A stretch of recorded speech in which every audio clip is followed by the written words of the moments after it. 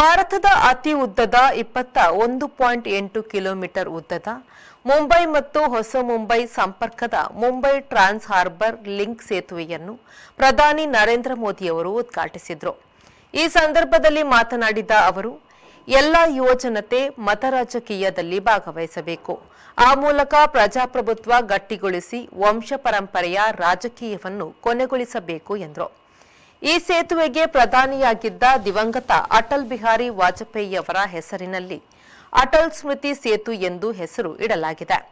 18,000 ಕೋಟಿ ರೂಪಾಯಿ ವೆಚ್ಚದಲ್ಲಿ ಸೇತುವೆಯನ್ನು ಕಟ್ಟಲಾಗಿದೆ.